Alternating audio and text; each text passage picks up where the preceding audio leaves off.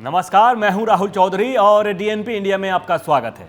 बात करेंगे चुनाव की तैयारियों की, रणनीतियों की और आपको यह भी बताएंगे कि कांग्रेस इंडी गठबंधन का बंटाधार करने पर क्यों तुली हुई है।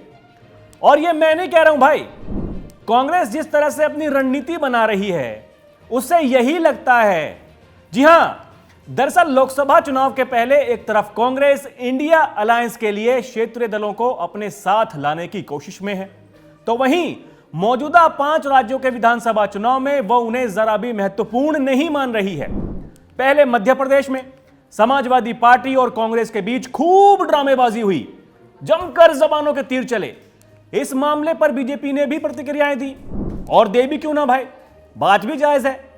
अब जब आप उन्हें मजे लेने का मौका दे रहे हो तो वो तो मजे लेंगे ही ना।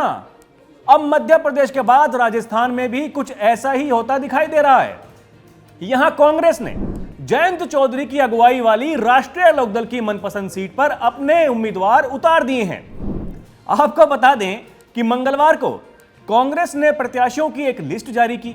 इस लिस्ट में कांग्रेस ने अनूपगढ़ सीट से एक महिला उम्मीदवार को प्रत्याशी बनाया है।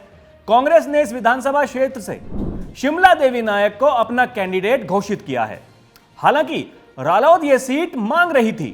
साल 2018 के विधानसभा चुनाव में 2 सीटों पर भरतपुर और मालपुरा से चुनाव लड़ने वाली राष्ट्रीय लोकदल इस बार 4 से 5 सीटों की मांग कर रही थी। अब सूत्रों की माने तो राष्ट्रीय लोकदल भरतपुर, अनूपगढ़, मालपुरा, उदयपुर वाटी और सरदार शहर सीट की मांग कर रही थी। आपको यहां यह भी जानना जरूरी है कि जयंत चौधरी ने पिछले दिनों ही खुद यह कहा था कि उन्हें कांग्रेस से वो सीटें चाहिए जो कांग्रेस बीते 4 से 5 बार से जीत नहीं पाई है। अगर कांग्रेस हमें वो सीट दे देती है तो हम उन्हें वो जीतकर दिखा देंगे।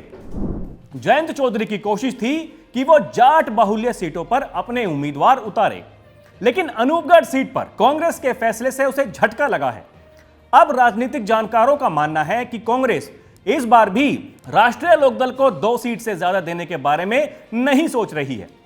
आपको बता दें कि अनूपगढ़ सीट से कांग्रेस द्वारा प्रत्याशी के ऐलान के बाद अभी तक राष्ट्रीय लोकदल या जयंत चौधरी की तरफ से कोई भी प्रतिक्रिया नहीं आई है, लेकिन अंदर खाने माना जा रहा है कि कांग्रेस के इस फैसले से राष्ट्रीय लोकदल परेशान है और वो जल्द ही यह मुद्दा राज्य की कांग्रेस इकाई के सामने उठा सकती है और उठाना भी चाहिए। यह गठबंधन किस काम का है? जब यही ड्रामेबाजी करनी है तो अपने ही दम पर चुनाव लड़ लेते। क्यों लेकर चल रहे हैं इन क्षेत्रीय दलों को तुम अपने साथ? अब यहां सबसे महत्वपूर्ण सवाल यह भी हो जाता है कि कांग्रेस के इस रवैये के बाद यूपी की सियासत में क्या होने वाला है। उत्तर प्रदेश में राष्ट्रीय लोकदल, सपा और कांग्रेस ही वो 3 मुख्य राजनीतिक दल हैं जो इंडिया गठबंधन बैनर के तले हैं। जब मध्य प्रदेश में सपा के साथ कांग्रेस का सीट शेयरिंग पर विवाद सामने आया था, तब अखिलेश यादव और उनके कार्यकर्ता भी खासे नाराज दिखे थे। अखिलेश यादव का तो स्पष्ट कहना था कि अगर कांग्रेस को यही करना था तो वो पहले बता देते, हम गठबंधन ही ना करते। इतना ही नहीं, यूपी के संदर्भ में अखिलेश यादव पहले ही कांग्रेस को कह चुके हैं कि भाई साहब, यूपी में वो सीट मांगेंगे नहीं बल्कि देंगे। दूसरी ओर सियासी जानकार यह भी मान रहे थे कि अगर राजस्थान में कांग्रेस राष्ट्रीय लोकदल की डिमांड पूरी करती है तो जयंत चौधरी यूपी में अखिलेश यादव को सीट शेयरिंग के मुद्दे पर मनाने की कोशिश कर सकते हैं। दावा यह भी किया जा रहा था कि राष्ट्रीय लोकदल यूपी में सपा के साथ है और राजस्थान में कांग्रेस के साथ है। अब कांग्रेस ने पहले मध्य प्रदेश में समाजवादी पार्टी के साथ धोखा किया। वहां अखिलेश कांग्रेस से लगभग 6 सीटों की डिमांड कर रहे थे। जब कांग्रेस ने यही काम राजस्थान में राष्ट्रीय लोकदल के साथ अब कर दिया है, यानी कांग्रेस क्या केवल लोकसभा चुनाव के लिए ही क्षेत्रीय दलों के साथ गठबंधन बना रही है? अब विधानसभा चुनाव में इन दलों को नजरअंदाज करना तो यही साबित करता है। और वैसे भी आपको बता दें कि इससे पहले भी कांग्रेस के राष्ट्रीय प्रवक्ताओं को कई बार ऐसा कहते हुए सुना गया है कि यह महागठबंधन केवल लोकसभा चुनाव के लिए किया गया है। अब सीटों की मांग पूरी ना होने पर जयंत चौधरी का क्या नया कदम होगा, उसका तो हमें इंतजार ही करना होगा।